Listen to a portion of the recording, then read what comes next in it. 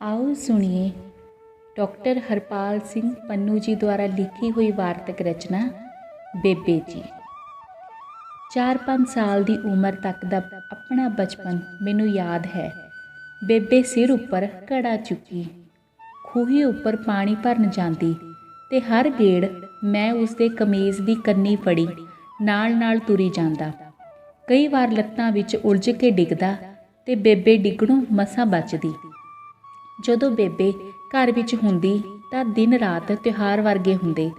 ਪੜ੍ਹਦੇ, ਖੇਡਦੇ, ਡੰਗਰ ਚਾਰਦੇ, ਖੇਤੀ ਵਿੱਚ ਹੱਥ ਵਟਾਉਂਦੇ, ਦਰਖਤਾਂ 'ਤੇ ਚੜ੍ਹਦੇ ਉਤਰਦੇ, ਛਾਲਾਂ ਮਾਰਦੇ, ਨਹਿਰ ਵਿੱਚ ਛਾਲ ਮਾਰਦੇ, ਰੇਤ ਵਿੱਚ ਲਿਟਦੇ, ਫਿਰ ਨਹਿਰ ਵਿੱਚ ਛਾਲ, ਸੱਟ ਫੇਟ, ਬਿਮਾਰੀ ਨੇੜੇ ਤੇੜੇ ਨਹੀਂ ਸੀ। ਜਿਉਂਦਾ ਜਾਗਦਾ ਪੂਰਾ ਘਰ ਹੁੰਦਾ। ਜਦੋਂ ਕਦੀ ਬੇਬੇ ਰਿਸ਼ਤੇਦਾਰੀ ਵਿੱਚ ਗਈ 2-4 दिन ना आउंदी तां असीं चुप चुप गुमसुम ਜਿਹੇ ਫਿਰਦੇ ਰਹਿੰਦੇ। ਇੱਧਰ ਉੱਧਰ ਆਪਸ ਵਿੱਚ ਗੱਲ ਕਰਨੀ ਵੀ ਚੰਗੀ ਨਾ ਲੱਗਦੀ। ਪਾਪੂ ਦਾ ਸੁਭਾਅ ਸਖਤ ਸੀ, ਪਰ ਉਹ ਖਿਆਲ ਰੱਖਦਾ ਸੀ ਕਿ ਜਦੋਂ ਇਹਨਾਂ ਦੀ ਮਾਂ ਘਰ ਵਿੱਚ ਨਾ ਹੋਵੇ ਤਾਂ ਬੱਚੇ ਝਿੜਕਣੇ ਨਹੀਂ, ਕਿਉਂਕਿ ਫਿਰ ਰੋਣੋਂ ਨਹੀਂ ਹਟਣਗੇ। ਜਦੋਂ ਕਦੀ ਵੇਲੇ ਸਿਰ ਬੇਬੇ ਸਾਡੇ ਲਈ ਨਵੇਂ ਕੱਪੜੇ ਨਾ ਖਰੀਦ ਸਕਦੀ ਜਾਂ ਵੇਲੇ ਸਿਰ ਕਿਤਾਬਾਂ ਕਾਪੀਆਂ ਵਾਸਤੇ ਪੈਸੇ ਨਾ ਹੁੰਦੇ ਤਾਂ ਉਹ ਉਦੋਂ ਰੋਂਦੀ। ਜਦੋਂ ਅਸੀਂ ਸਕੂਲ ਜਾਂਦੇ ਇਹੋ ਜਿਹੇ ਮੌਕਿਆਂ 'ਤੇ ਉਹ ਸਾਡੇ ਨਾਨਕੇ ਜਾ ਪੁੱਜਦੀ। ਮਾਮੇ ਚੰਗੇ ਵਾਹੀਕਾਰ ਸਨ ਤੇ ਦੋਹਾਂ ਕੋਲ 50 ਏਕੜ ਜ਼ਮੀਨ ਸੀ। ਉੱਥੋਂ ਕਦੀ ਖਾਲੀ ਮੁੜਨ ਦਾ ਸਵਾਲ ਹੀ ਨਹੀਂ ਸੀ।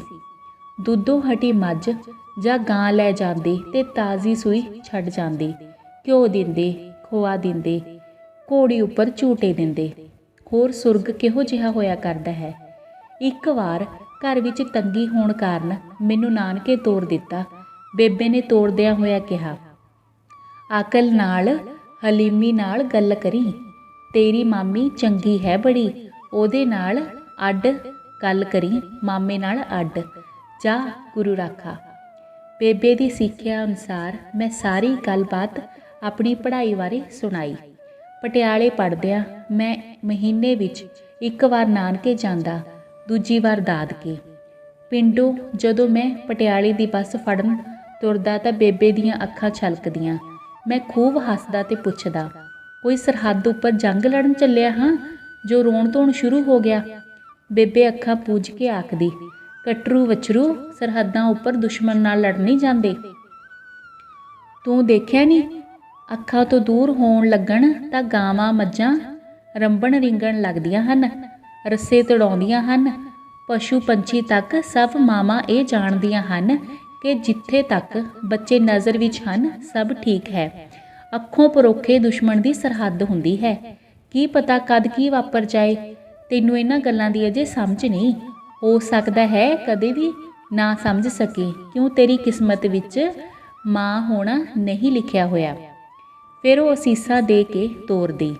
ਬੇਬੇ ਦੱਸਦੀ, ਤੇਰੀ ਛੋਟੀ ਮਾਮੀ ਗੁਰਦਿਆਲ ਕੌਰ ਦਾ ਰੰਗ ਧੁੱਪ ਵਰਗਾ ਸੀ, ਲਾਲੀਆਂ ਝੜਦੀਆਂ ਸਨ ਮੂੰਹ ਤੇ, ਹੀਰ ਸੀ ਬਸ।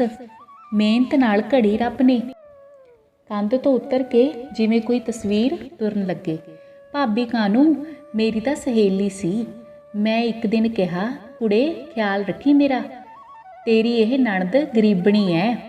ਉਹ ਮੇਰੇ ਪੈਰੀ ਚੁੰਨੀ ਰੱਖ ਕੇ ਬੋਲੀ, ਮੈਂ ਕਾਹਦਾਂ ਇਸ ਘਰ ਦੀ ਮਾਲਕਣ, ਮੈਂ ਤਾਂ ਬਾਂਦੀ ਹਾਂ ਤੁਹਾਡੀ ਸਾਰਿਆਂ ਦੀ, ਬਾਂਦੀ ਰਹੂੰਗੀ ਉਮਰ ਭਰ। ਦੁਸ਼ਹਿਰੇ ਤੋਂ ਪਹਿਲਾਂ ਸਾਡੇ ਕੱਚੇ ਘਰ ਦੀ ਲਿਪਾ ਪੋਚੀ ਦਾ ਕੰਮ ਸ਼ੁਰੂ ਹੋ ਜਾਂਦਾ। ਅਸੀਂ ਸਾਰੇ ਰਲ ਕੇ ਕੰਮ ਕਰਦੇ। ਕੰਧਾਂ ਉੱਪਰ ਪਾਂਡੂ ਦਾ ਪਰੋਲਾ ਫਿਰਦਾ ਤੇ ਫਰਸ਼ ਗਾਰੇ ਨਾਲ ਲਿਪਿਆ ਜਾਂਦਾ। ਕੋਈ ਗਾਰੇ ਵਿੱਚ ਪਾਣੀ ਪਾ ਰਿਹਾ ਹੁੰਦਾ, ਦੂਜਾ ਕਹੀ ਨਾਲ ਗੋਹਾ ਅਤੇ ਤੂੜੀ ਗਾਰੇ ਵਿੱਚ ਰਲਾ ਰਿਹਾ ਹੁੰਦਾ। ਕੋਈ ਚੀਜ਼ਾਂ ਵਸਤਾਂ ਪਰੇ ਪਰੇ ਕਰ ਰਿਹਾ ਹੁੰਦਾ ਤੇ ਕੋਈ ਲਿਪਣ ਵਿੱਚ ਮਦਦਗਾਰ ਹੁੰਦਾ। ਖੁਰਲੀਆਂ ਤੱਕ ਸਭ ਕੁਝ ਲਿਪਿਆ ਜਾਂਦਾ। ਘਰ ਦੀਆਂ ਛੱਤਾਂ ਵੀ। ਪਸ਼ੂਆਂ ਦੇ ਸਿੰਗਾਂ ਨੂੰ ਤੇਲ ਲਾ ਦਿੰਦੇ। ਚਾਰੇ ਪਾਸੇ ਸੁਗੰਧੀਆਂ। ਕੰਧਾਂ ਉੱਪਰ ਟੰਗਣ ਲਈ ਬਾਪੂ ਜੀ ਤਸਵੀਰਾਂ ਲਿਆਉਂਦੇ। ਕਣਕਾਂ ਪੱਕਣ ਲੱਗਦੀਆਂ, ਬੱਦਲ ਚੜ੍ਹ ਆਉਂਦੇ। ਵਿਸਾਖ ਦੇ ਮਹੀਨੇ ਤੇਜ਼ਧਾਰ ਬਾਰਿਸ਼ਾਂ ਹੁੰਦੀਆਂ। ਅਸੀਂ ਆਖਦੇ, ਇਹ ਕਿਹੜੇ ਮੌਸਮ ਦਾ ਮੀਂਹ ਹੋਇਆ? ਬੇਬੇ ਆਖਦੀ, ਵਿਸਾਖ ਦਾ ਮਹੀਨਾ ਦੱਸਿਆ ਕਰਦਾ ਹੈ ਕਿ ਮੇਰੇ ਵਿੱਚ ਤੇ ਸੌਣ ਵਿੱਚ ਕੋਈ ਫਰਕ ਨਹੀਂ। ਇੰਨਾ ਕੁ ਫਰਕ ਹੈ ਕਿ ਮੇਰੇ ਪਿੱਛੇ ਤੁਰੇ ਆਉਂਦੇ ਮੇਰੇ ਪਿਛਲੱਗ ਜੇਠ ਅਤੇ ਹਾੜ ਖੇੜਾਊ ਹਨ। ਸੌਣ ਦੇ ਪਿੱਛੇ ਪਿੱਛੇ ਤੁਰੇ ਆਉਂਦੇ ਉਸਦੇ ਦੋਸਤ ਭਾਦੋਂ ਤੇ ਅੱਸੂ ਉਸੇ ਵਰਗੇ ਹਨ। ਖੋਰੂ ਪਾਓ ਤਾਂ ਸੌਣ ਦੀ ਕਦਰ ਬਣੀ। ਗੱਲਾਂ ਕਰਦਿਆਂ ਸੁਣਦਿਆਂ ਉਪਮਾ ਅਲੰਕਾਰ ਬੇਬੇ ਦੇ ਮੂੰਹੋਂ ਸਹਿਜ ਸੁਭਾਅ ਉਤਰਦੇ। ਇੱਕ ਵੇਰ ਮੈਂ ਤੇ ਬੇਬੇ ਦੋਵੇਂ ਬੱਸ ਵਿੱਚ ਬੈਠੇ ਕਿਧਰੇ ਜਾ ਰਹੇ ਸਾਂ ਤਾਂ ਦੋਹਾਂ ਨੂੰ ਅੱਡੋ ਅੱਡ ਸੀਟ ਮਿਲੀ। ਥੋੜ੍ਹੀ ਦੇਰ ਬਾਅਦ ਬੇਬੇ ਆਪਣੀ ਸੀਟ ਤੋਂ ਉੱਠ ਕੇ ਮੇਰੀ ਸੀਟ ਉੱਪਰ ਨਾਲ ਹੀ ਤੰਗ ਜਿਹੀ ਹੋ ਕੇ ਬੈਠ ਗਈ। ਮੈਂ ਉੱਥੋਂ ਉੱਠ ਕੇ ਆਉਣ ਦਾ ਕਾਰਨ ਪੁੱਛਿਆ ਤਾਂ ਬੋਲੀ, ਉਹ ਸੀਟ 'ਤੇ ਜਿਹੜਾ ਬੰਦਾ ਮੇਰੇ ਨਾਲ ਬੈਠਾ ਸੀ ਤਾਕੀ ਵਾਲੇ ਪਾਸੇ ਉਸ ਦਾ ਮੂੰਹ ਦੇਖ। ਭੁਜੀਆ ਖਾਣ ਵੇਲੇ ਮੂੰਹ ਖੋਲ੍ਹਦਾ ਹੈ ਤਾਂ ਲੱਗਦਾ ਹੈ ਜਿਵੇਂ ਟੈਚੀ ਕੇਸ ਖੁੱਲ੍ਹ ਗਿਆ ਹੋਵੇ। ਭੁਜੀਆ ਖਾਈ ਜਾਂਦਾ ਹੈ, ਨਾਲ ਵਾਲੇ ਨਾਲ ਗੱਲਾਂ ਵੀ ਕਰੀ ਜਾਂਦਾ ਹੈ, ਹੱਸੀ ਵੀ ਜਾਂਦਾ ਹੈ, ਜਿਵੇਂ ਚੌਲਾਂ ਦੇ ਸ਼ੈਲਰ ਦੇ ਪਾਈਪ ਵਿੱਚੋਂ ਫੱਕ ਬਾਹਰ ਡਿੱਗਦੀ ਹੈ। ਉੱਥੇ ਨਹੀਂ ਬੈਠਿਆ ਜਾਂਦਾ ਮੇਰੇ ਤੋਂ। ਇਹ ਤਾਂ ਅੰਬ ਵੀ ਵੇਰ ਵਾਂਗ ਮੂੰਹ ਵਿੱਚ ਪਾਉਂਦਾ ਹੋਏਗਾ। ਸਾਬਤ ਗੁਠਲੀ ਸਣੇ ਮੈਥੋਂ ਹਾਸਾ ਨਾ ਰੁਕਿਆ। ਬੇਬੇ ਜਿਵੇਂ ਭਾਸ਼ਾ ਦੀ ਟਕਸਾਲ ਹੋਵੇ। ਕੋਈ ਵੱਡਾ ਜੋਖਮ ਭਰਿਆ ਕੰਮ ਛੇੜਨ ਵੇਲੇ ਜਦੋਂ ਅਸੀਂ ਬੇਬੇ ਨਾਲ ਖਤਰਿਆਂ ਬਾਰੇ ਗੱਲ ਕਰਦੇ ਤਾਂ ਉਹ ਆਖਦੀ, ਮੱਖੀਆਂ ਦੇ ਡੰਗ ਤੋਂ ਡਰਦਿਆਂ ਆਦਮੀਆਂ ਨੇ ਮਖਿਆਲ ਖਾਣਾ ਨਹੀਂ ਛੱਡਿਆ। ਦੁਲੱਤੇ ਮਾਰਦੀਆਂ ਗਾਵਾਂ ਦਾ ਦੁੱਧ ਚੋਣੋਂ ਕੀ ਅਸੀਂ ਹਟ ਜਾਂਦੇ ਹਾਂ? ਕਦੀ ਕਿਹਾ ਹੈ ਕਿਸੇ ਨੇ ਕਿ ਐਨੀ ਤੂੜੀ ਵਿੱਚੋਂ ਕੌਣ ਦਾਣੇ ਕੱਢਦਾ ਫਿਰੇ? ਖੇਤ ਇਸ ਕਰਕੇ ਨਹੀਂ ਵਾਹਣ ਜਾਵਾਂਗੇ ਕਿ ਕੰਡਿਆਈ ਬੜੀ ਹੈ। ਕਿਲੇ ਦੀ ਕੰਧ ਵਾਂਗ ਜੰਮੀਆਂ ਹੋਈਆਂ ਰੋਹੀਆਂ ਤੋੜ ਕੇ ਤਿਆਰ ਕੀਤੀ ਜ਼ਮੀਨ ਦੇ ਅੰਨ ਦੀ ਰੋਟੀ ਪਕਾ ਕੇ ਖਾਧੀ ਐ ਅਸਾਂ। ਤੁਸੀਂ ਮਾੜੇ ਕੁ ਖਤਰੇ ਤੋਂ ਘਬਰਾ ਗਏ। ਜਵਾਨੀ ਦੇ ਦਿਨੀ ਇੰਨੀ ਤਾਕਤ ਹੋਇਆ ਕਰਦੀ ਸੀ, ਇੰਨਾ ਹੌਸਲਾ ਕਿ ਪਿਆਸ ਲੱਗੀ ਹੈ ਫੇਰ ਕੀ ਹੋਇਆ? ਜੇ ਪਾਣੀ ਨਹੀਂ ਖੂਹ ਪੁੱਟੋ ਤੇ ਪਾਣੀ ਪੀਓ। ਔਖੀ ਚੀਜ਼ ਹੈ ਕਿਹੜੀ ਜੇ ਰੱਬ ਸਾਥ ਦੇਵੇ। ਭਰੋਸਾ ਰੱਖੋ, ਗੁਰੂ ਤੁਹਾਡੇ ਅੰਗ ਸੰਗ ਹੈ। ਬੇਬੇ ਨੂੰ ਜੇ ਪਤਾ ਲੱਗਦਾ ਕਿ ਕਿਸੇ ਗਵਾਂਢੀ ਨੇ ਆਪਣੀ ਜਨਾਨੀ ਉੱਪਰ ਹੱਥ ਚੁੱਕਿਆ ਹੈ ਤਾਂ ਉਲਾਂਭਾ ਦੇਣ ਉਸਦੇ ਘਰ ਜਾਂਦੀ। ਆਖਦੀ, ਵੇ ਧਰਤੀ ਨੂੰ ਕੁੱਟ ਲਿਆ ਜਿਹਾ ਜਨਾਨੀ ਨੂੰ ਕੁੱਟ ਲਿਆ। ਇਹਦੇ ਵਿੱਚ ਕਾਹਦੀ ਸੂਰਮਗਤੀ? ਕੋਈ ਹੈ ਸ਼ਰਮ ਹੈ ਤੈਨੂੰ? ਡੋਬ ਦੇਗਾ ਇਸ ਗਊ ਦਾ ਹੌਕਾ। ਰੋਟੀ ਪੱਕਦੀ ਬੁਰੀ ਲੱਗਣ ਲੱਗੀ ਹੈ ਤੈਨੂੰ, ਬੇਸ਼ਰਮ। ਸੁਣ ਕੇ ਸਾਰੇ ਸੁੰਨ ਹੋ ਜਾਂਦੇ। ਇੱਕ ਵਾਰ ਪਿੰਡ ਕਿਸੇ ਦੇ ਘਰ ਗਈ। ਬੇਬੇ ਆ ਕੇ ਕਹਿਣ ਲੱਗੀ, ਬੜਾ ਵੱਡਾ ਟੱਬਰ ਹੈ ਉਹਨਾਂ ਦਾ। ਮੈਂ ਪੁੱਛਿਆ, ਤੁਸੀਂ ਕਿੱਥੋਂ ਦੇਖ ਲਿਆ ਸਾਰਾ ਟੱਬਰ? ਬੇਬੇ ਨੇ ਹੱਸ ਕੇ ਕਿਹਾ, ਲੈ ਟੱਬਰ ਦੇਖ ਕੇ ਕੀ ਕਰਨਾ ਸੀ? ਕਰਤਾਰਪੁਰ ਰੋਟੀਆਂ ਪਕਾਉਂਦੀ ਦੇਖੀ। ਵੱਡੀ ਪਰਾਤ ਵਿੱਚ ਗੁੰਨਿਆ ਹੋਇਆ ਆਟਾ ਇਉਂ ਲੱਗਦਾ ਸੀ ਜਿਵੇਂ ਭੇਡ ਮਾਰ ਕੇ ਲਟਾਈ ਹੋਵੇ। ਮੈਨੂੰ ਖੂਬ ਹਾਸਾ ਆਇਆ। ਸੁਨੇਹਾ ਮਿਲਿਆ, ਬੇਬੇ ਜੀ ਨੇ ਸੱਦਿਆ ਹੈ, ਹੁਣੇ ਚਲੇ ਜਾਣਾ। ਮੈਂ ਤੁਰੰਤ ਗਿਆ ਤੇ ਹਾਲ ਚਾਲ ਪੁੱਛਿਆ। ਬੇਬੇ ਕਹਿਣ ਲੱਗੀ, ਐਨੇ ਦਿਨ ਆਇਆ ਕਿਉਂ ਨਹੀਂ? ਮੈਂ ਦੱਸਿਆ, ਡਿਊਟੀ ਦੇ ਕੰਮਕਾਜ ਬਹੁਤ ਹਨ ਤੇ ਤੁਹਾਡੇ ਕੋਲ ਰੌਣਕ ਤਾਂ ਲੱਗੀ ਹੀ ਰਹਿੰਦੀ ਹੈ। ਬੇਬੇ ਨੇ ਕਿਹਾ, ਇਹ ਰੌਣਕਾਂ ਮੈਂ ਕੀ ਕਰਨੀਆਂ ਹਨ? ਮੈਂ ਉਹ ਜਿੰਦਰਾ ਹਾਂ ਜਿਹੜਾ ਕਿਸੇ ਵੱਡੇ ਕਿਲੇ ਨੂੰ ਲੱਗਾ ਹੈ। ਮੇਰੇ ਬੱਚੇ ਇਸ ਜਿੰਦਰੇ ਦੀਆਂ ਕੁੰਜੀਆਂ ਹਨ। ਤੁਹਾਡੇ ਆਉਣ ਨਾਲ ਇਹ ਜਿੰਦਰਾ ਖੁੱਲ੍ਹਦਾ ਹੈ, ਰੌਣਕਾਂ ਨਾਲ ਨਹੀਂ। ਮੈਂ ਹੁਣ ਮਿੱਟੀ ਦਾ ਬਹੁਤ ਵੱਡਾ ਤੇ ਪੁਰਾਣਾ ਥੇ ਹਾਂ। ਇਸ ਨੂੰ ਫਰੋਲੇਗਾ ਤਾਂ ਕਈ ਕੁਝ ਮਿਲੇਗਾ। ਠੀਕਰੇ ਨਿਕਲਣਗੇ, ਹੱਡੀਆਂ ਮਿਲਣਗੀਆਂ, ਵੱਡਾ ਖਜ਼ਾਨਾ ਨਾ ਸਹੀ ਕੋਈ ਸਿੱਕਾ ਕੋਈ ਗਹਿਣਾ ਲੱਭ ਸਕਦਾ। ਆਖਰ ਇੱਥੇ ਇੱਕ ਦੇਸ਼ ਵਸਦਾ ਸੀ ਕਦੀ, ਜੋ ਹੁਣ ਥੇ ਹੋ ਗਿਆ ਹੈ। ਕਦੇ ਕਦਾਈ ਆ ਕੇ ਇਸ ਨੂੰ ਫਰੋਲ ਫਰਾਲ ਜਾਇਆ ਕਰ।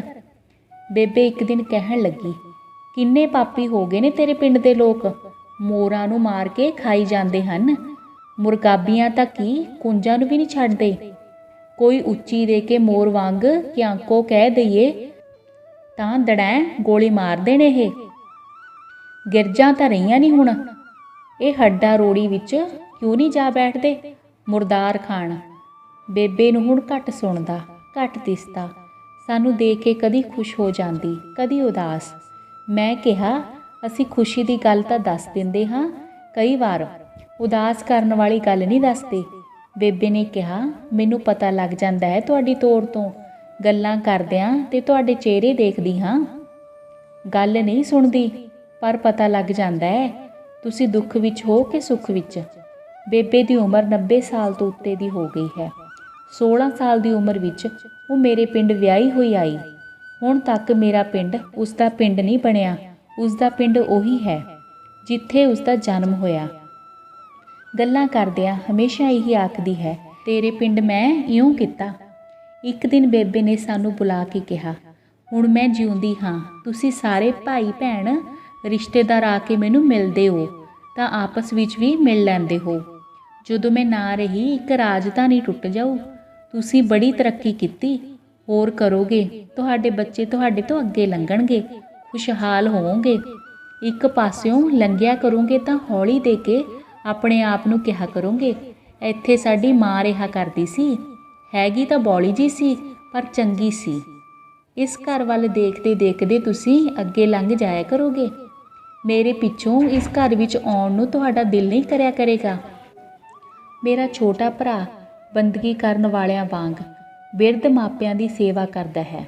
ਹਰ ਖੁਸ਼ੀ ਗਮੀ ਅਤੇ ਤਿੱਥ ਤਿਉਹਾਰ ਵਕਤ ਅਸੀਂ ਸਾਰੇ ਜਣੇ ਉਸ ਦੀ ਕੋਠੀ ਜਾ ਪੁੱਜਦੇ ਹਾਂ ਤਾਂ ਰੌਣਕਾਂ, ਖੁਸ਼ੀਆਂ ਅਤੇ ਮਿਲਾਪਾਂ ਦਾ ਮੇਲਾ ਲੱਗ ਜਾਂਦਾ ਹੈ। ਇਸ ਮੇਲੇ ਵਿੱਚ ਜਦੋਂ ਅਸੀਂ ਵਿਦਾ ਹੋ ਘਰੋਂ ਘਰੀ ਜਾਣ ਲੱਗਦੇ ਹਾਂ ਤਾਂ ਛੋਟਾ ਭਰਾ ਹੌਲੀ ਦੇ ਕੇ ਪੁੱਛਿਆ ਕਰਦਾ ਹੈ, ਜਦੋਂ ਬੇਬੇ ਬਾਪੂ ਨਾ ਰਹੇ ਉਦੋਂ ਵੀ ਆਇਆ ਕਰੋਗੇ ਹੁਣ ਵਾਂਗ। ਮੇਰੇ ਸੁਪਨਿਆਂ 'ਚ ਬੇਬੇ ਕਦੀ ਮਿਰਚਾਂ ਤੋੜਦੀ ਫਿਰਦੀ ਖੇਤ ਵਿੱਚ, ਕਦੀ ਕਪਾਹ ਚੁਗਦੀ, ਕਿਤੇ ਵੱਛਰੂਆਂ ਦੀਆਂ ਬੁੱਥੀਆਂ ਪਲੋਸ ਰਹੀ ਹੁੰਦੀ, ਕਿਤੇ ਮੱਝਾਂ ਨੂੰ ਥਾਪੀ ਦੇ ਰਹੀ ਹੁੰਦੀ। ਫਟੇ ਪੁਰਾਣੇ ਟਾਕੀਆਂ ਵਾਲੇ ਖੱਦਰ ਦੇ ਕੱਪੜੇ ਪਾਈ ਮਿੱਟੀ ਘੱਟੇ ਵਿੱਚ ਲੱਥ-ਪੱਥ ਉਹ ਕਦੀ ਝਾੜੂ ਦਿੰਦੀ ਦਿਸਦੀ, ਕਦੀ ਪਾਥੀਆਂ ਪੱਥਦੀ। ਸੱਚਮੁੱਚ ਬੱਚਿਓ, ਮਾਵਾਂ ਸੱਚਮੁੱਚ ਹੀ ਮਾਵਾਂ ਹੁੰਦੀਆਂ ਨੇ। ਇਹ ਵੀ ਭਾਵਨਾਪੂਰਵਕ ਵਾਰਤਕ ਰਚਨਾ ਸੀ। ਖੈਰ ਇੱਕ ਤਜਰਬੇ ਵੀ ਆਪਣੇ ਨਾਲ ਸਾਂਝੇ ਕੀਤੇ ਨੇ ਲੇਖਕ ਨੇ ਕਿ ਜੋ ਪਹਿਲਾਂ ਵਾਲੇ ਲੋਕ ਹੁੰਦੇ ਸਨ ਬੱਚਿਓ, ਉਹ ਤਾਂ ਖਜ਼ਾਨਾ ਹੁੰਦੇ ਸਨ ਸਾਹਿਤ ਦਾ, ਬੋਲੀ ਦਾ। ਮਤਲਬ ਇੰਨੀਆਂ ਅਖਾਣਾਂ ਵਰਤਣੀਆਂ, ਕਹਾਵਤਾਂ ਵਾਰ-ਵਾਰ ਉਹ ਕਹਿੰਦੇ ਸਨ, ਗੱਲਾਂ ਉਹਨਾਂ ਨੂੰ ਮਤਲਬ ਇਸ ਤਰ੍ਹਾਂ ਬਣਾਉਂਦੇ ਸਨ, ਹਰ ਕੋਈ ਮਤਲਬ ਸਾਹਿਤਕਾਰ ਸੀ। ਪਰ ਹੁਣ ਉਹ ਹੌਲੀ ਹੌਲੀ ਖਜ਼ਾਨਾ ਘਟਦਾ ਜਾ ਰਿਹਾ ਬੱਚੋ, ਆਪਾਂ ਘਟਣ ਨਹੀਂ ਦੇਣਾ, ਠੀਕ ਹੈ। ਪੜ੍ਹਿਆ ਕਰੋ। ਗੁੰਮਸੁੰਮ ਬੇਸੁਰਤ, ਹਲੀਮੀ ਨਿਮਰਤਾ ਠੰਡਾ ਸੁਭਾਅ, ਕਟਰੂ ਵਛਰੂ, ਨਵੀਂ ਸੂਈ ਮੱਝ ਜਾਂ ਗਾਂ ਦਾ ਬੱਚਾ, ਕੱਟਾ ਵੱਛਾ, ਬਾਂਦੀ ਗੋਲੀ ਦਾਸੀ, ਪਿਛਲੱਗ ਪਿੱਛਾ ਕਰਨ ਵਾਲੀ, ਮਗਰੋਂ ਆਉਣ ਵਾਲੀ, ਟਕਸਾਲ ਉਹ ਥਾਂ ਜਿੱਥੇ ਸਿੱਕੇ ਘੜੇ ਜਾਂਦੇ, ਉੱਤਮ ਸਿੱਖਿਆ ਦੇਣ ਵਾਲੀ ਪਾਠਸ਼ਾਲਾ। ਜੋਖਮ ਔਖਾ ਕੰਮ, ਅਜਿਹਾ ਕੰਮ ਜਿਸ ਵਿੱਚ ਨੁਕਸਾਨ ਹੋਣ ਦਾ ਡਰ ਹੋਵੇ। ਮਖਿਆਲ ਸ਼ਹਿਦ, ਸ਼ਹਿਦ ਦੀਆਂ ਮੱਖੀਆਂ ਦਾ ਛੱਤਾ। ਉਲਾਂਬਾ ਉਲਾਮਾ ਸ਼ਿਕਾਇਤ, ਥੇ ਖੰਡਰ, ਮੁਰਦਾਰ ਮਰਿਆ ਹੋਇਆ, ਲੋਥ, ਬੌਲੀ ਝੱਲੀ ਕਮਲੀ, ਬੰਦਗੀ ਭਗਤੀ, ਲੱਥ-ਪੱਥ ਲਿਪੜਿਆ ਹੋਇਆ। ਚਲੋ ਬੱਚਿਓ, ਫਿਰ ਆਪਾਂ ਪ੍ਰਸ਼ਨ ਉੱਤਰ ਕਰਦੇ ਹਾਂ ਇਸ ਤੇ ਬਹੁਤ ਸੋਹਣੀ ਵਾਰਤਕ। ਲੇਖਕ ਦੇ ਬਚਪਨ ਦਾ ਜੀਵਨ ਕਿਹੋ ਜਿਹਾ ਸੀ? ਲੇਖਕ ਦਾ ਬਚਪਨ ਬੇਬੇ ਦੇ ਪਿਆਰ ਨਾਲ ਭਰਿਆ ਹੋਇਆ ਸੀ। ਜਦੋਂ ਬੇਬੇ ਘਰ ਹੁੰਦੀ ਤਾਂ ਉਸਨੂੰ ਦਿਨ ਰਾਤ ਤਿਉਹਾਰਾਂ ਵਰਗੇ ਲੱਗਦੇ। ਉਹ ਪੜ੍ਹਦੇ ਖੇਡਦੇ, ਡੰਗਰ ਚਾਰਦੇ, ਖੇਤੀ ਵਿੱਚ ਹੱਥ ਵਟਾਉਂਦੇ, ਦਰੱਖਤਾਂ ਉੱਤੇ ਚੜ੍ਹਦੇ ਉਤਰਦੇ, ਛਾਲਾਂ ਮਾਰਦੇ, ਨਹਿਰ ਵਿੱਚ ਕੁੱਦਦੇ ਤੇ ਰੇਤ ਵਿੱਚ ਲਿਟਦੇ। ਪਰ ਸੱਟ ਫੇਟ ਬਿਮਾਰੀ ਨੇੜੇ ਤੇੜੇ ਨਹੀਂ ਸੀ ਹੁੰਦੀ। ਜਦੋਂ ਬੇਬੇ ਘਰ ਵਿੱਚ ਨਹੀਂ ਸੀ ਹੁੰਦੀ ਤਾਂ ਉਹ ਚੁੱਪਚਾਪ ਗੁੰਮਸੁੰਮ ਜਿਹੇ ਇੱਧਰ ਉੱਧਰ ਫਿਰਦੇ ਰਹਿੰਦੇ। ਉਹਨਾਂ ਦੇ ਬਾਪੂ ਦਾ ਸੁਭਾਅ ਸਖਤ ਸੀ, ਪਰ ਬੇਬੇ ਦੀ ਗੈਰ ਹਾਜ਼ਰੀ ਵਿੱਚ ਉਹ ਉਹਨਾਂ ਨੂੰ ਮਾਰਦਾ ਨਹੀਂ ਸੀ, ਕਿਉਂਕਿ ਉਹ ਰੋਣੋਂ ਨਹੀਂ ਸਨ ਹਟਣੇ। ਉਹਨਾਂ ਦਾ ਬਚਪਨ ਗਰੀਬੀ ਭਰਿਆ ਵੀ ਸੀ, ਪਰ ਉਹਨਾਂ ਦੇ ਨਾਨਕਿਆਂ ਵੱਲੋਂ ਬਹੁਤ ਮਦਦ ਮਿਲਦੀ ਸੀ, ਕਿਉਂਕਿ ਉਹ ਸਰਦਾ ਬਣਦਾ ਘਰ ਸੀ, ਮਤਲਬ 50 ਏਕੜ ਜ਼ਮੀਨ ਸੀ। ਪੁੱਤਰ ਦੇ ਘਰੋਂ ਤੁਰਨ ਸਮੇਂ ਮਾਂ ਪੁੱਤਰ ਦੀ ਆਪਸੀ ਗੱਲਬਾਤ ਦਾ ਵਰਣਨ ਕਰੋ। ਜਦੋਂ ਪਟਿਆਲੇ ਪੜ੍ਹਦਿਆਂ ਲੇਖਕ ਘਰੋਂ ਤੁਰਨ ਲੱਗਦਾ ਤਾਂ ਉਸਦੀ ਬੇਬੇ ਦੀਆਂ ਅੱਖਾਂ ਛਲਕ ਪੈਂਦੀਆਂ। ਲੇਖਕ ਖੂਬ ਹੱਸਦਾ ਤੇ ਉਸ ਨੂੰ ਪੁੱਛਦਾ ਕਿ ਕੀ ਉਹ ਸਰਹੱਦ ਉੱਤੇ ਜੰਗ ਲੜਨ ਜਾ ਰਿਹਾ ਹੈ। ਕੀ ਉਸਨੇ ਰੋਣਾ ਧੋਣਾ ਸ਼ੁਰੂ ਕਰ ਦਿੱਤਾ? ਇਹ ਸੁਣ ਕੇ ਉਸ ਦੀਆਂ ਅੱਖਾਂ ਫੇਰ ਨਮੀ ਵਿੱਚ ਆ ਜਾਂਦੀਆਂ ਤੇ ਉਹਨਾਂ ਨੂੰ ਪੂੰਝਦੇ ਹੋਏ ਕਹਿੰਦੀ ਕਿ ਕਟਰੂ ਵਛਰੂ ਕੋਈ ਸਰਹੱਦਾਂ ਉੱਪਰ ਲੜ ਨਹੀਂ ਜਾਂਦੇ, ਪਰ ਜ਼ਰਾ ਅੱਖਾਂ ਦੇ ਓਲੇ ਹੋਣ ਤਾਂ ਮੱਝਾਂ ਗਾਵਾਂ ਅੜਿੰਗਣਾ ਸ਼ੁਰੂ ਕਰ ਦਿੰਦੀਆਂ ਹਨ, ਰੱਸੇ ਤੜਾਉਂਦੀਆਂ ਹਨ। ਪਸ਼ੂ ਪੰਛੀ ਤੱਕ ਸਭ ਮਾਵਾਂ ਇਹ ਜਾਣਦੀਆਂ ਹਨ ਕਿ ਜਿੱਥੇ ਤੱਕ ਬੱਚੇ ਨਜ਼ਰ ਵਿੱਚ ਹਨ ਸਭ ਠੀਕ ਹੈ। ਅੱਖੋਂ ਓਲੇ ਪਤਾ ਨਹੀਂ ਕੀ ਵਾਪਰ ਜਾਵੇ, ਪਰ ਉਹ ਇਸ ਗੱਲ ਨੂੰ ਨਹੀਂ ਸਮਝਦਾ ਤੇ ਨਾ ਹੀ ਸ਼ਾਇਦ ਕਦੇ ਸਮਝੇ, ਕਿਉਂਕਿ ਉਸ ਦੀ ਕਿਸਮਤ ਦੇ ਵਿੱਚ ਮਾਂ ਹੋਣਾ ਨਹੀਂ ਲਿਖਿਆ। ਲੇਖਕ ਦੇ ਪਰਿਵਾਰ ਦੀ ਉਸਦੇ ਨਾਨਕੇ ਕਿਵੇਂ ਮਦਦ ਕਰਦੇ ਸਨ? ਲੇਖਕ ਦੇ ਮਾਮੇ ਰੱਜੇ ਪੁੱਜੇ ਜ਼ਿਮੀਂਦਾਰ ਸਨ। ਉਹ ਲੇਖਕ ਦੇ ਪਰਿਵਾਰ ਦੀ ਬਹੁਤ ਸਹਾਇਤਾ ਕਰਦੇ ਸਨ। ਜਦੋਂ ਘਰ ਵਿੱਚ ਉਹਨਾਂ ਦੇ ਕੱਪੜੇ ਜਾਂ ਕਿਤਾਬਾਂ ਕਾਪੀਆਂ ਲੈਣ ਲਈ ਪੈਸੇ ਨਾ ਹੁੰਦੇ ਤਾਂ ਉਹਨਾਂ ਦੀ ਬੇਬੇ ਆਪਣੇ ਮਾਪਿਆਂ ਦੇ ਘਰ ਜਾਂਦੀ। ਉੱਥੋਂ ਖਾਲੀ ਨਹੀਂ ਸੀ ਆਉਂਦੀ। ਉਹ ਉਹਨਾਂ ਦੇ ਘਰੋਂ ਦੁੱਧੋਂ ਹਟੀ ਮੱਝ ਜਾਂ ਕਾਂ ਲੈ ਕੇ ਸੂਈ ਹੋਈ ਛੱਡ ਜਾਂਦੀ। ਉਹ ਲੇਖਕ ਹੋਰਾਂ ਨੂੰ ਘਿਓ ਤੇ ਖੋਆ ਆਦਿ ਵੀ ਦਿੰਦੇ ਤੇ ਘੋੜੀ ਉੱਤੇ ਝੂਟੇ ਵੀ ਦਿੰਦੇ। ਲੇਖਕ ਦੇ ਘਰ ਦੀ ਲਿਪਾ ਪੋਚੀ ਅਤੇ ਸਜਾਵਟ ਦਾ ਕੰਮ ਕਿਵੇਂ ਕੀਤਾ ਜਾਂਦਾ ਸੀ? ਲੇਖਕ ਦੇ ਘਰ ਦੁਸ਼ਹਿਰੇ ਤੋਂ ਪਹਿਲਾਂ ਲਿਪਾ ਪੋਚੀ ਦਾ ਕੰਮ ਸ਼ੁਰੂ ਹੋ ਜਾਂਦਾ। ਉਹ ਸਾਰੇ ਰਲ ਕੇ ਇਹ ਕੰਮ ਕਰਦੇ। ਕੰਧਾਂ ਉੱਪਰ ਪਾਂਡੂ ਦਾ ਪਰੋਲਾ ਫੇਰਦੇ ਤੇ ਫਰਸ਼ ਗਾਰੇ ਨਾਲ ਲਿਪਿਆ ਜਾਂਦਾ। ਕੋਈ ਗਾਰੇ ਵਿੱਚ ਪਾਣੀ ਪਾ ਰਿਹਾ ਹੁੰਦਾ ਤੇ ਕੋਈ ਕਹੀ ਨਾਲ ਗੋਹਾ ਤੇ ਤੂੜੀ ਗਾਰੇ ਵਿੱਚ ਰਲਾ ਰਿਹਾ ਹੁੰਦਾ। ਕੋਈ ਚੀਜ਼ਾਂ ਵਸਤਾਂ ਪਰੇ ਪਰੇ ਕਰ ਰਿਹਾ ਹੁੰਦਾ, ਕੋਈ ਲਿਪਣ ਵਿੱਚ ਮਦਦ ਕਰਦਾ। ਖੁਰਲੀਆਂ ਤੱਕ ਸਭ ਕੁਝ ਲਿਪਿਆ ਜਾਂਦਾ ਤੇ ਛੱਤਾਂ ਵੀ। ਪਸ਼ੂਆਂ ਦੇ ਸਿੰਗਾਂ ਨੂੰ ਤੇਲ ਲਾਇਆ ਜਾਂਦਾ। ਸਾਰਾ ਘਰ ਸੁਗੰਧੀਆਂ ਨਾਲ ਭਰ ਜਾਂਦਾ। ਲੇਖਕ ਦਾ ਬਾਪੂ ਕੰਧਾਂ ਉੱਪਰ ਟੰਗਣ ਲਈ ਨਵੀਆਂ ਤਸਵੀਰਾਂ ਲਿਆਉਂਦਾ। ਔਖਾ ਕੰਮ ਨੇਪਰੇ ਚਾੜ੍ਹਨ ਲਈ ਲੇਖਕ ਦੀ ਮਾਂ ਮਤਲਬ ਬੇਬੇ ਆਪਣੇ ਪੁੱਤਰਾਂ ਨੂੰ ਕੀ ਸੰਦੇਸ਼ ਦਿੰਦੀ ਹੈ? ਬੇਬੇ ਔਖਾ ਕੰਮ ਨੇਪਰੇ ਚਾੜ੍ਹਨ ਲਈ ਆਪਣੇ ਪੁੱਤਰਾਂ ਨੂੰ ਹੱਲਾਸ਼ੇਰੀ ਦਿੰਦੀ ਹੈ। ਉਹ ਜਦੋਂ ਬੇਬੇ ਨੂੰ ਕਿਸੇ ਕੰਮ ਦੇ ਖਤਰਿਆਂ ਬਾਰੇ ਦੱਸਦੇ ਤਾਂ ਉਹ ਕਹਿੰਦੀ ਕਿ ਮੱਖੀਆਂ ਦੇ ਡੰਗ ਤੋਂ ਡਰਦਿਆਂ ਆਦਮੀ ਨੇ ਮਖਿਆਲ ਖਾਣਾ ਛੱਡ ਦਿੱਤਾ। ਦੁਲੱਤੇ ਮਾਰਦੀਆਂ ਗਾਵਾਂ ਦਾ ਦੁੱਧ ਚੋਣੋਂ ਕੀ ਅਸੀਂ ਹਟ ਗਏ? ਕਦੀ ਕਿਹਾ ਸੀ ਕਿਸੇ ਨੇ ਕਿ ਐਨੀ ਤੂੜੀ ਵਿੱਚੋਂ ਕੌਣ ਦਾਣੇ ਕੱਢੇਗਾ? ਫਿਰ ਖੇਤ ਇਸ ਕਰਕੇ ਨਹੀਂ ਵਾਹੁਣ ਜਾਵਾਂਗੇ ਕਿ ਕੰਡਿਆਲੀ ਬੜੀ ਹੈ। ਕਿਲੇ ਦੀ ਕੰਧ ਵਾਂਗ ਜੰਮੀਆਂ ਰੋਈਆਂ ਤੋੜ ਕੇ ਤਿਆਰ ਕੀਤੀ ਜ਼ਮੀਨ ਦੇ ਅੰਨ ਦੀ ਰੋਟੀ ਪਕਾ ਕੇ ਖਾਧੀ ਅਸਾਂ। ਤੁਸੀਂ ਮਾੜੇ ਕੁ ਖਤਰੇ ਤੋਂ ਘਬਰਾ ਗਏ। ਜਵਾਨੀ ਦੇ ਦਿਨੀ ਇੰਨੀ ਤਾਕਤ ਹੋਇਆ ਕਰਦੀ ਸੀ, ਇੰਨਾ ਹੌਸਲਾ ਕਿ ਪਿਆਸ ਲੱਗੀ ਹੈ ਤਾਂ ਖੂਹ ਪੱਟ ਲਓ।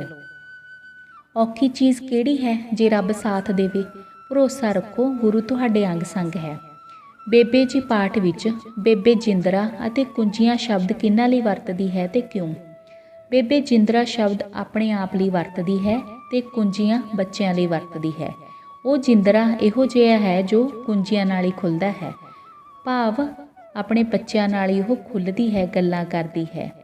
ਉਸ ਦਾ ਅੰਦਰ ਫਰੋਲਣ ਤਾਂ ਬਹੁਤ ਕੁਝ ਨਿਕਲੇਗਾ। ਬੇਬੇ ਆਪਣੇ ਪੁੱਤਰਾਂ ਦੇ ਰਿਸ਼ਤੇਦਾਰਾਂ ਵਿਚਕਾਰ ਇੱਕ ਕੜੀ ਦਾ ਕੰਮ ਕਿਵੇਂ ਕਰਦੀ ਹੈ? ਬੇਬੇ ਨੂੰ ਮਿਲਣ ਲਈ ਸਾਰੇ ਪੁੱਤਰ ਤੇ ਰਿਸ਼ਤੇਦਾਰ ਘਰ ਵਿੱਚ ਆਉਂਦੇ ਜਾਂਦੇ ਹਨ। ਇਸ ਕਰਕੇ ਉਹਨਾਂ ਵਿਚਕਾਰ ਆਪਸੀ ਸੰਬੰਧ ਕਾਇਮ ਰਹਿੰਦੇ ਹਨ ਤੇ ਉਹਨਾਂ ਦੀ ਸਾਂਝ ਬਣੀ ਰਹਿੰਦੀ ਹੈ। ਇਸ ਤਰ੍ਹਾਂ ਬੇਬੇ ਸਾਰੇ ਪੁੱਤਰਾਂ ਦੇ ਰਿਸ਼ਤੇਦਾਰਾਂ ਨੂੰ ਜੋੜੀ ਰੱਖਣ ਵਾਲੀ ਇੱਕ ਕੜੀ ਦਾ ਕੰਮ ਕਰਦੀ ਹੈ।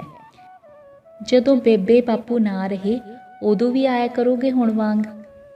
ਇਹ ਸ਼ਬਦ ਕਿਸਨੇ, ਕਿਸਨੂੰ ਅਤੇ ਕਿਉਂ ਕਹੇ? ਇਹ ਸ਼ਬਦ ਬੇਬੇ ਜੀ ਲੇਖ ਵਿੱਚ ਲੇਖਕ ਦਾ ਛੋਟਾ ਭਰਾ ਉਦੋਂ ਹੌਲੀ ਜਿਹੀ ਆਖਦਾ ਜਦੋਂ ਉਹ ਪਰਿਵਾਰ ਸਮੇਤ ਖੁਸ਼ੀ ਜਾਂ ਗਮੀ ਦੇ ਮੌਕੇ ਜਾਂ ਤਿਉਹਾਰ 'ਤੇ ਉਹਨਾਂ ਨਾਲ ਕੁਝ ਦਿਨ ਗੁਜ਼ਾਰਨ ਮਗਰੋਂ ਉਹਨਾਂ ਤੋਂ ਵਿਛੜਨ ਲੱਗਦੇ। ਉਹ ਇਹ ਗੱਲ ਇਸ ਕਰਕੇ ਕਹਿੰਦਾ ਕਿਉਂਕਿ ਉਸ ਨੂੰ ਇਹ ਤੌਖਲਾ ਸੀ ਕਿ ਉਸਦੇ ਭਾਈ ਤੇ ਰਿਸ਼ਤੇਦਾਰ ਬੇਬੇ ਕਰਕੇ ਮਿਲਣ ਆਉਂਦੇ ਹਨ। ਜਦੋਂ ਨਾ ਰਹੇ ਸ਼ਾਇਦ ਉਹ ਨਾ ਆਉਣ, ਇਸ ਕਰਕੇ ਉਹ ਗੱਲ ਕਹਿੰਦਾ ਸੀ। ਲੇਖਕ ਨੂੰ ਸੁਪਨੇ ਵਿੱਚ ਬੇਬੇ ਕੀ ਕੰਮ ਕਰਦੀ ਨਜ਼ਰ ਆਉਂਦੀ ਹੈ? ਆਪਣੇ ਸ਼ਬਦਾਂ ਵਿੱਚ ਲਿਖੋ। ਲੇਖਕ ਨੂੰ ਸੁਪਨੇ ਵਿੱਚ ਬੇਬੇ ਕਦੀ ਖੇਤ ਵਿੱਚ ਮਿਰਚਾਂ ਤੋੜਦੀ ਫਿਰਦੀ, ਕਦੀ ਕਪਾਹ ਚੁੱਕਦੀ ਦਿਸਦੀ, ਕਦੇ ਉਹ ਵੱਛਰੂਆਂ ਦੀਆਂ ਬੁੱਥੀਆਂ ਪਲੋਸ ਰਹੀ ਮਿਲਦੀ, ਮੱਝਾਂ ਨੂੰ ਥਾਪੀ ਦੇ ਰਹੀ ਹੁੰਦੀ। ਕਦੇ ਉਹ ਉਸ ਨੂੰ ਫਟੇ ਪੁਰਾਣੇ ਟਾਕੀਆਂ ਵਾਲੇ ਖੱਦਰ ਦੇ ਕੱਪੜੇ ਪਾਈ ਮਿੱਟੀ ਘੱਟੇ ਨਾਲ ਲੱਥਪੱਥ ਝਾੜੂ ਦਿੰਦੀ ਤੇ ਕਦੀ ਪਾਥੀਆਂ ਪੱਥਦੀ ਦਿਸਦੀ। ਸੱਚਮੁੱਚ ਬੱਚਿਓ, ਮਾਂ ਦਾ ਹਮੇਸ਼ਾ ਸਤਿਕਾਰ ਕਰਿਆ ਕਰੋ ਕਿਉਂਕਿ ਦੁਨੀਆ ਦੇ ਵਿੱਚ ਤੁਹਾਨੂੰ ਸਭ ਕੁਝ ਮਿਲ ਜੂ ਪਰ ਤੁਹਾਨੂੰ ਮਾਪੇ ਨਹੀਂ ਮਿਲ ਸਕਦੇ ਜੋ ਕਿ ਤੁਹਾਨੂੰ ਅੰਤਾਂ ਦਾ ਮੋਹ ਕਰਦੇ ਨੇ। ਬੱਚਿਓ, ਹਰ ਕੋਈ ਮਤਲਬ ਦਾ ਰਿਸ਼ਤਾ, ਸਿਰਫ ਮਾਂ ਪਿਓ ਦਾ ਰਿਸ਼ਤਾ ਇੱਕ ਇਹੋ ਜਿਹਾ ਰਿਸ਼ਤਾ ਜਿਹੜਾ ਬਿਨਾਂ ਮਤਲਬ ਤੋਂ ਹੁੰਦਾ। ਆਪਣੀ ਪਰਵਾਹ, ਆਪਾਂ ਨੂੰ ਲੱਗਦਾ ਨਾ ਵੀ ਕੋਈ ਆਪਣੀ ਪਰਵਾਹ ਹੀ ਨਹੀਂ ਕਰਦਾ ਹੋਊਗਾ, ਪਰ ਆਪਣੇ ਮਾਂ ਅਤੇ ਪਿਤਾ ਤੋਂ ਇਲਾਵਾ ਆਪਣੀ ਪਰਵਾਹ ਕੋਈ ਦਿਲੋਂ ਨਹੀਂ ਕਰ ਸਕਦਾ। ਠੀਕ ਹੈ ਨਾ। ਬੇਬੇ ਜੀ ਲੇਖ ਦਾ ਲੇਖਕ ਕੌਣ ਹੈ? ਡਾਕਟਰ ਹਰਪਾਲ ਸਿੰਘ ਪੰਨੂ ਜੀ। ਲੇਖਕ ਬਚਪਨ ਦੀ ਜਿਹੜੀ ਯਾਦ ਦਾ ਜ਼ਿਕਰ ਕਰਦਾ ਹੈ, ਉਦੋਂ ਉਸ ਦੀ ਉਮਰ ਕਿੰਨੀ ਸੀ? 4-5 ਸਾਲ। ਲੇਖਕ ਆਪਣੀ ਮਾਂ ਦੇ ਨਾਲ ਕਿਸ ਤਰ੍ਹਾਂ ਤੁਰਦਾ? ਉਸ ਦੀ ਕਮੀਜ਼ ਦੀ ਕੰਨੀ ਫੜ ਕੇ। ਜਦੋਂ ਬੇਬੇ ਘਰ ਹੁੰਦੀ ਤਾਂ ਲੇਖਕ ਨੂੰ ਦਿਨ ਰਾਤ ਕਿਸ ਤਰ੍ਹਾਂ ਲੱਗਦਾ? ਇੱਕ ਤਿਉਹਾਰ ਵਾਂਗ। ਲੇਖਕ ਦੇ ਬਾਪੂ ਦਾ ਸੁਭਾਅ ਕਿਹੋ ਜਿਹਾ ਸੀ? ਸਖਤ। ਲੇਖਕ ਦੀ ਮਾਂ ਨੂੰ ਕਿੱਥੋਂ ਸਹਾਇਤਾ ਮਿਲਦੀ ਸੀ? ਆਪਣੇ ਭਰਾਵਾਂ ਤੋਂ। ਲੇਖਕ ਦੇ ਮਾਮਿਆਂ ਕੋਲ ਕਿੰਨੀ ਜ਼ਮੀਨ ਸੀ? 50 ਏਕੜ। ਲੇਖਕ ਨੂੰ ਇੱਕ ਵਾਰ ਘਰ ਵਿੱਚ ਤੰਗੀ ਹੋਣ ਕਰਕੇ ਕਿੱਥੇ ਤੋਰ ਦਿੱਤਾ ਗਿਆ ਸੀ? ਨਾਨਕੇ। ਪਟਿਆਲੇ ਪੜ੍ਹਦਿਆਂ ਲੇਖਕ ਇੱਕ ਵਾਰ ਨਾਨਕੇ ਅਤੇ ਦੂਜੀ ਵਾਰ ਕਿੱਥੇ ਜਾਂਦਾ? ਦਾਦਕੇ।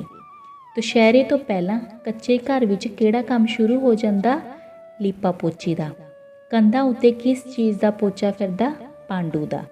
ਫਰਸ਼ ਕਾਹਦੇ ਨਾਲ ਲਿਪਿਆ ਜਾਂਦਾ ਸੀ? ਫਰਸ਼ ਗਾਰੇ ਨਾਲ ਲਿਪਿਆ ਜਾਂਦਾ। ਕਿਹੜੇ ਮਹੀਨੇ ਵਿੱਚ ਬੱਦਲ ਚੜ੍ਹ ਕੇ ਆਉਂਦੇ ਤੇ ਤੇਜ਼ ਧਾਰ ਬਾਰਿਸ਼ਾਂ ਹੁੰਦੀਆਂ? ਸਾਉਣ ਵਿੱਚ। ਜਦੋਂ ਲੇਖਕ ਪਿੰਡੋਂ ਪਟਿਆਲੇ ਜਾਂਦਾ ਤਾਂ ਉਸ ਦੀ ਮਾਂ ਕੀ ਕਰਦੀ? ਅੱਖਾਂ ਭਰ ਲੈਂਦੀ। ਲੇਖਕ ਦੀ ਛੋਟੀ ਮਾਮੀ ਦਾ ਕੀ ਨਾਂ ਸੀ? ਗੁਰਦਿਆਲ ਕੌਰ। ਲੇਖਕ ਦੀ ਮਾਂ ਨੂੰ ਉਸ ਦੀ ਮਾਮੀ ਕਿਹੋ ਜਿਹੀ ਲੱਗਦੀ ਸੀ? ਹੀਰ ਵਰਗੀ ਸੁੰਦਰ। ਲੇਖਕ ਦੀ ਬੇਬੇ ਗੁਰਦਿਆਲ ਕੌਰ ਨੂੰ ਆਪਣੀ ਭਰਜਾਈ ਦੀ ਥਾਂ ਹੋਰ ਕੀ ਸਮਝਦੀ ਸੀ? ਸਹੇਲੀ। ਬੇਬੇ ਅਨੁਸਾਰ ਵਿਸਾਖ ਦਾ ਮਹੀਨਾ ਕਿਹੋ ਜਿਹਾ ਮਹੀਨੇ ਵਰਗਾ ਸੀ? ਸਾਉਣ ਦੇ ਮਹੀਨੇ ਵਰਗਾ। ਗੱਲਾਂ ਕਰਦਿਆਂ ਬੇਬੇ ਦੇ ਮੂੰਹੋਂ ਕਿਹੜੇ ਅਲੰਕਾਰ ਸਹਿ ਸੁਭਾਅ ਨਿਕਲਦੇ? ਉਪਮਾ ਅਲੰਕਾਰ। ਲੇਖਕ ਨੂੰ ਆਪਣੀ ਬੇਬੇ ਕਾਹਦੀ ਟਕਸਾਲ ਜਾਪਦੀ ਸੀ? ਭਾਸ਼ਾ ਦੀ। ਸੀਟ ਉੱਤੇ ਜਿਹੜਾ ਬੰਦਾ ਬੈਠਾ ਸੀ ਉਹ ਕੀ ਖਾਣ ਲਈ ਮੂੰਹ ਖੋਲ੍ਹ ਰਿਹਾ ਸੀ? ਭੁਜੀਆ। ਕਿਹੋ ਜਿਹਾ ਮੂੰਹ ਖੋਲ੍ਹਦਾ ਸੀ? ਅਟੈਚੀ ਕੇਸ ਵਾਂਗ। ਬੇਬੇ ਖਤਰਿਆਂ ਤੋਂ ਘਬਰਾਉਣ ਲਈ ਕਿਸ ਉੱਤੇ ਭਰੋਸਾ ਰੱਖਣ ਲਈ ਕਹਿੰਦੀ ਹੈ? ਗੁਰੂ ਉੱਤੇ। ਬੇਬੇ ਜਨਾਨੀ ਨੂੰ ਕੁੱਟਣ ਵਾਲੇ ਗੁਆਂਢੀ ਨਾਲ ਕੀ ਸਲੂਕ ਕਰਦੀ ਸੀ? ਉਸਨੂੰ ਡਾਂਟ ਡਪਟ ਕਰਦੀ ਸੀ, ਮਤਲਬ ਬਹੁਤ ਡਾਂਟਦੀ ਸੀ। ਬੇਬੇ ਨੂੰ ਵੱਡੇ ਟੱਬਰ ਵਾਲੇ ਘਰ ਵਿੱਚ ਪ੍ਰਾਂਤ ਵਿੱਚ ਗੁੰਨਿਆ ਆਟਾ ਕਿਹੋ ਜਿਹਾ ਪ੍ਰਤੀਤ ਹੁੰਦਾ ਸੀ? ਜਿਵੇਂ ਭੇਡ ਮਾਰ ਕੇ ਲਟਾਈ ਹੋਵੇ। ਲੇਖਕ ਦੀ ਬੇਬੇ ਨੂੰ ਬੁਢਾਪੇ ਵਿੱਚ ਆਪਣਾ ਆਪਾ ਕਿਸ ਤਰ੍ਹਾਂ ਲੱਗਦਾ ਸੀ? ਵੱਡਾ ਜਿੰਦਰਾ ਜਾਂ ਥੇ ਵਰਗਾ। ਲੇਖਕ ਦੀ ਬੇਬੇ ਕਿਹਨਾਂ ਨੂੰ ਮਿਲਣ ਲਈ ਉਤਾਵਲੀ ਰਹਿੰਦੀ? ਆਪਣੇ ਬੱਚਿਆਂ ਨੂੰ। ਕੰਨੋਂ ਘੱਟ ਸੁਣਨ ਦੇ ਬਾਵਜੂਦ ਬੇਬੇ ਨੂੰ ਕਿਸ ਤਰ੍ਹਾਂ ਪਤਾ ਲੱਗ ਜਾਂਦਾ ਕਿ ਉਸਦਾ ਪਰਿਵਾਰ ਖੁਸ਼ੀ ਵਿੱਚ ਹੈ ਜਾਂ ਦੁੱਖੀ ਵਿੱਚ? ਉਹਨਾਂ ਦੀ ਤੋਰ ਤੋਂ ਤੇ ਉਹਨਾਂ ਦੇ ਚਿਹਰਿਆਂ ਤੋਂ। ਬੇਬੇ ਦੀ ਉਮਰ ਕਿੰਨੇ ਵਰ੍ਹੇ ਦੀ ਹੋ ਗਈ ਸੀ? 90 ਸਾਲ ਤੋਂ ਵੀ ਉੱਪਰ।